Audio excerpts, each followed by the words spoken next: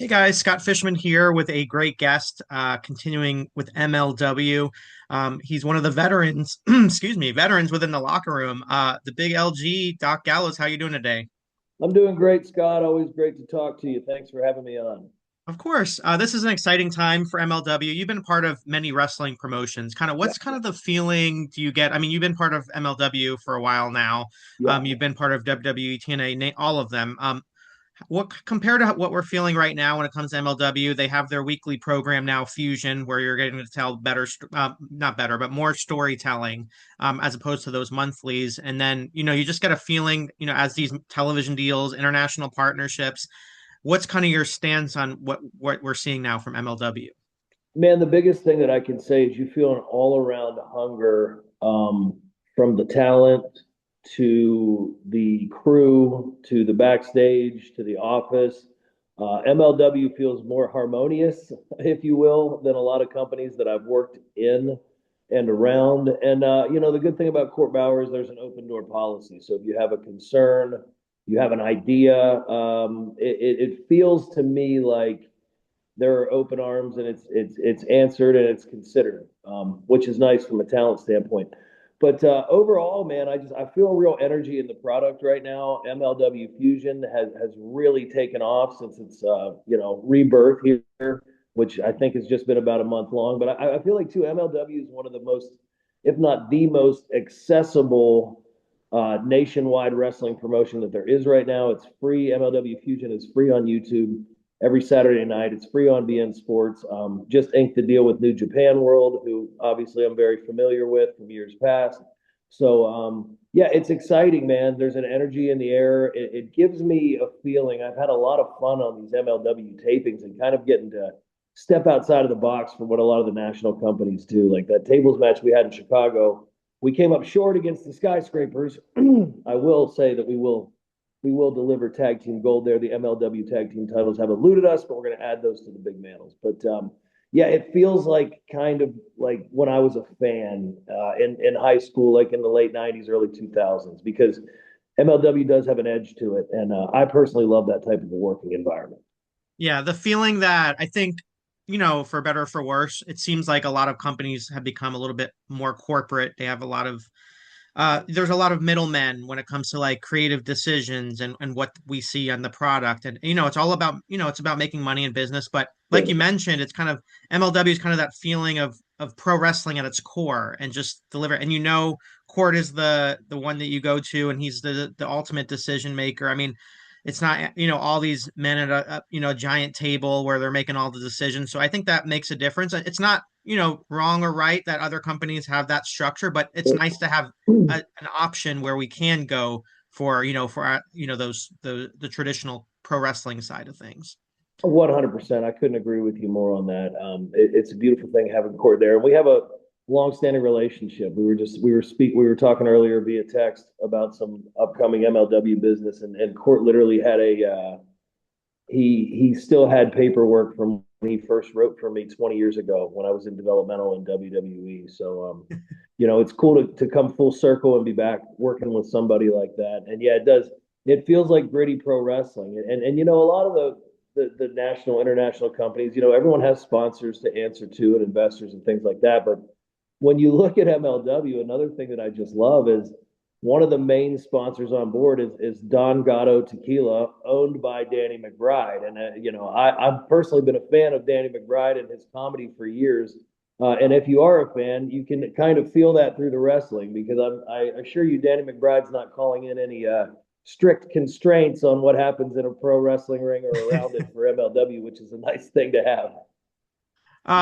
Some people might have been, I don't know what to say, traumatized when they have a gimmick as Festus, but you've really kind of embraced it. It's almost like it's found a new love, nowadays, like these gimmicks from the past. And I think a lot of times, characters are maybe a lost art and people like to be serious all the time. But you have this outlet now where we get to see Festus coming out. I mean, talk about just the decision to do that and kind of what you get from that and bring new life into this character that we've known from the past. Man, it's so funny that you brought that up, and I get asked this a lot as Carl and I travel around the country and the world. Since I did Festus at MLW, I was trepidatious about it. Court and I had talked about it, but it's the same thing. You always wonder, like, it had been 17 years since I appeared as Festus.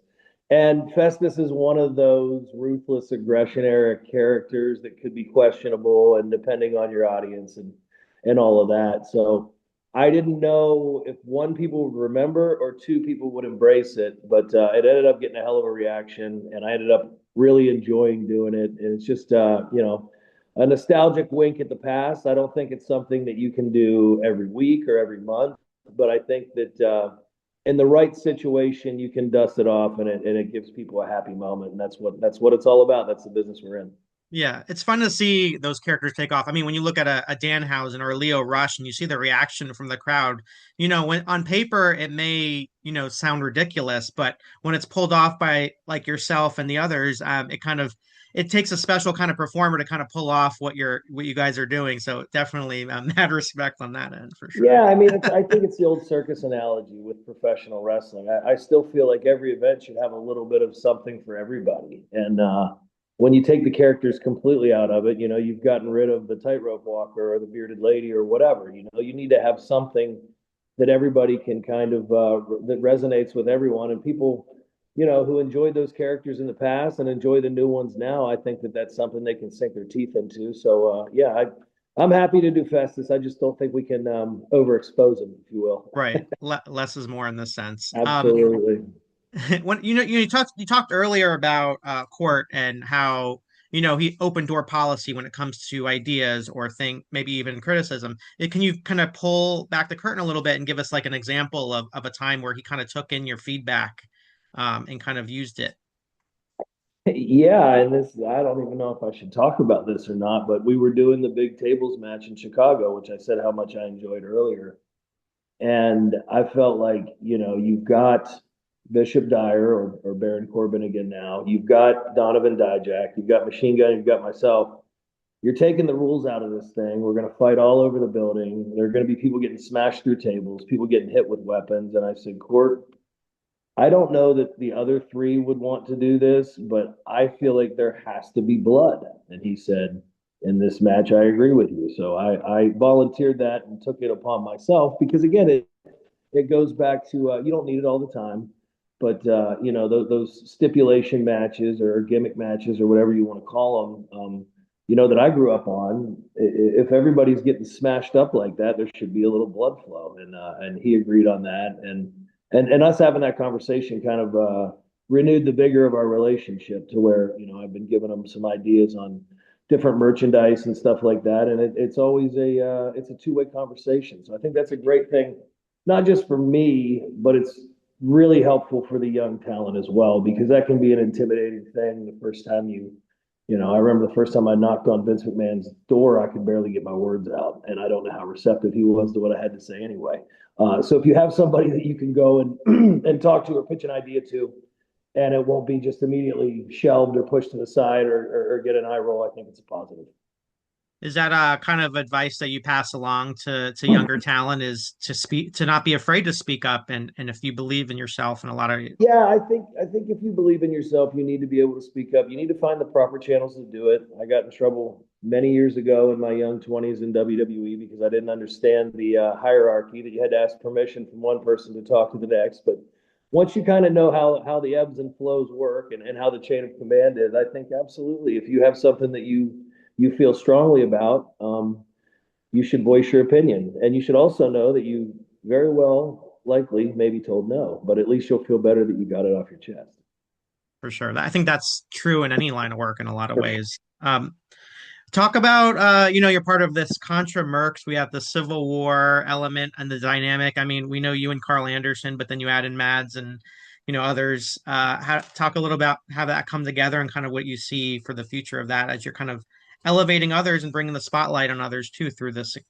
Well, we knew coming out of WWE kind of I always feel like I kind of know this and I've been through it so many times, but I knew who could get hot and then some people will just do their own thing. But I knew Shotzi would get really hot. So I've been paying attention to what she had been doing. We've been seeing her around the world on different tours, different shows. So when the opportunity came to form this faction and put the Good Brothers with her, I was like, we have to do that. Those are creative juices that need to flow for sure. And I obviously am a career-long faction man, so I love faction warfare. So Contra and the Serpent, and now the rise of the Contra Mercs, I think creates dynamic stories. I think it's very entertaining.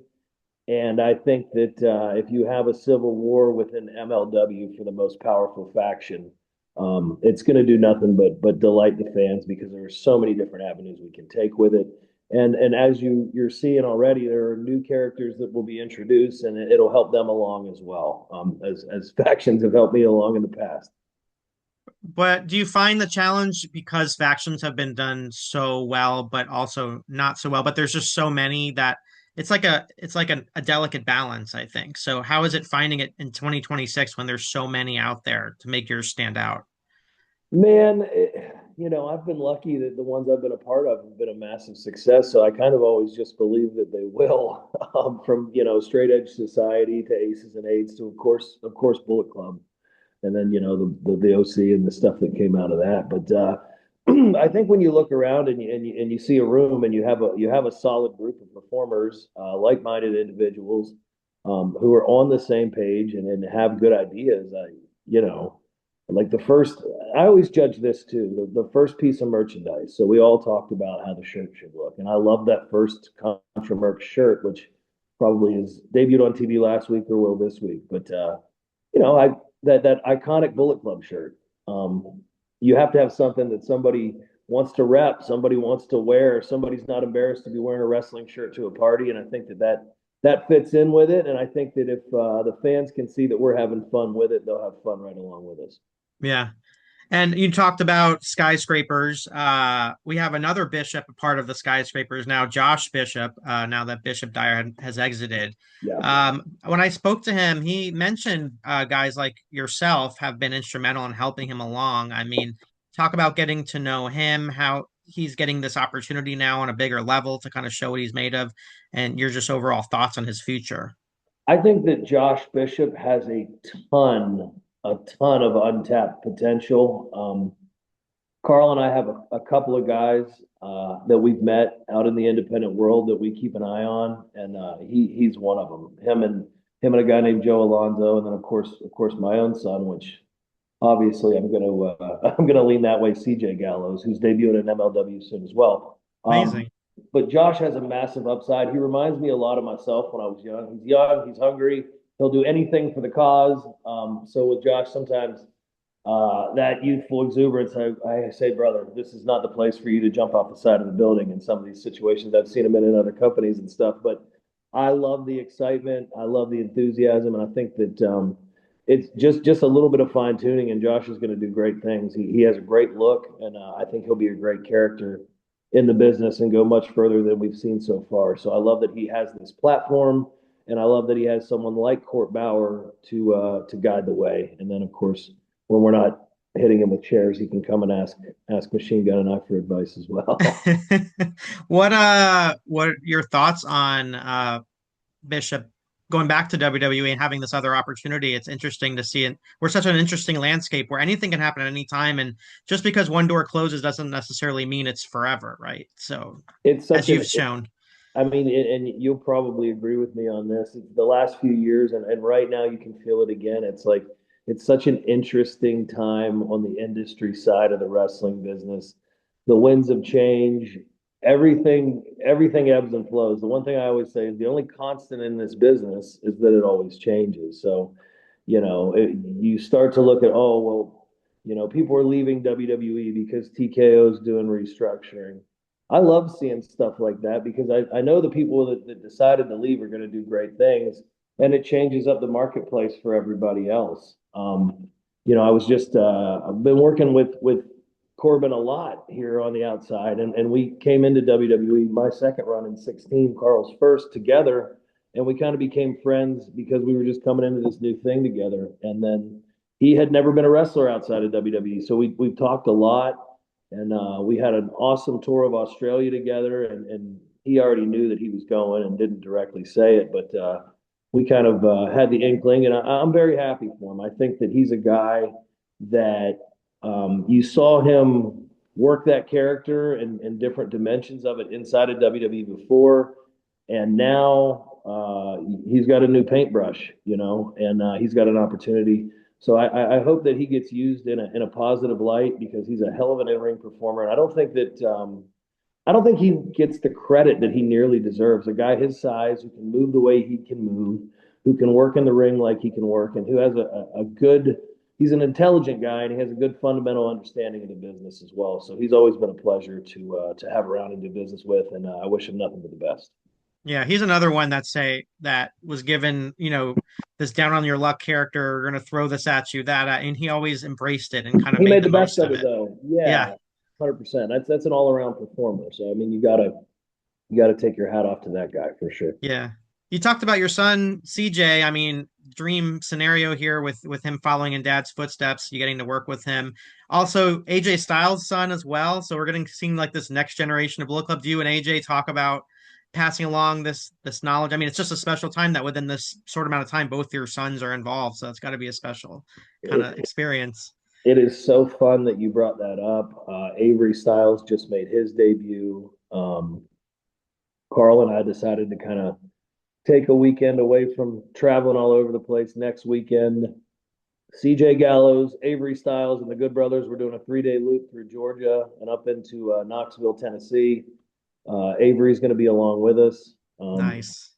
So I think it's really cool. I told my son that we're going to call him the Sons of the Club. He absolutely hated it. So that's the fun of having a 19-year-old who disagrees with everything. But yeah, my son, I don't know when this drops, but he's actually doing something to get that all started tonight in North Georgia. And then next weekend we got 3 shows together, and I'm really looking forward to seeing the two of them together. I think the chemistry is going to be really good. CJ's getting good quick. He's super athletic, and of course Avery Styles is the son of AJ Styles, so you feel like he's a can't miss. And I talk about it a lot with my son. I go, you guys understand the pressure on you, and he goes, well, Dad, you're a big man. Avery has more pressure than me, and I agree with that too. But it's a unique challenge for both of them. So I'm really excited to see how they grow and develop. And it's cool that they're really similar in age. They're a year or two apart. And then, in the back of my mind too, is if he wants to, Machine Gun's got a son who's 16 right behind him, and he's a standout athlete in the state of Florida in baseball and football right now too. So you never know what the next generation can bring. That's gonna be fun. And you teased it earlier that we will see a CJ a little bit in MLW Yeah, coming up, right? So we got I to be can't, I can't talk too much about that. I don't want to speak too far out of turn, but right. yeah, he will be showing up very soon, and I'm very excited about it. It's a proud dad moment for sure. Getting to do stuff with him. I've taken some dates when Carl wasn't on the road with me and done some tags here locally with my son, and he said, "Well, Dad, I don't really like tag team wrestling, and I don't really like being your tag team partner because I Yeah. want all the attention on me," which popped me huge, and I think it's hilarious. Speaking of standing up for yourself, and I don't know, Oh it's good yeah, with you with dad, but you got to be careful when you talk to these you promoters got to be here. careful with the promoters, but he can say anything he wants to me. At least he feels that way. So Right, right, right. But it's good to it's have really that fun. confidence right out of the gate. That's important too. Did you have fun in the ring last night? Well, not really. I wish you weren't in there. What the hell? MLW on YouTube Saturday nights at 6:05 p.m. Veeps at 9 p.m. BN Sports 10 p.m. all Eastern time, and then New Japan World as you spoke about Mondays 12 p.m. Japanese Standard Time. Anything else that you want to share with fans that's coming up? Just if you have not seen MLW Fusion, please, please, please check it out. I think it's one of the most exciting shows in pro wrestling. I'm seeing nothing but positive feedback on it right now. It's a breath of fresh air, and I won't plug the other companies on here. This is an MLW interview, but follow my social media, Instagram and X, _big LG. Machine Gun and I are traveling the world, and we are everywhere. So catch us in a town near you and listen to Talk and Shop wherever you listen to podcasts. Awesome. Thank you so much for the time. Always great catching up. Thanks, Scott. Have a good one, man.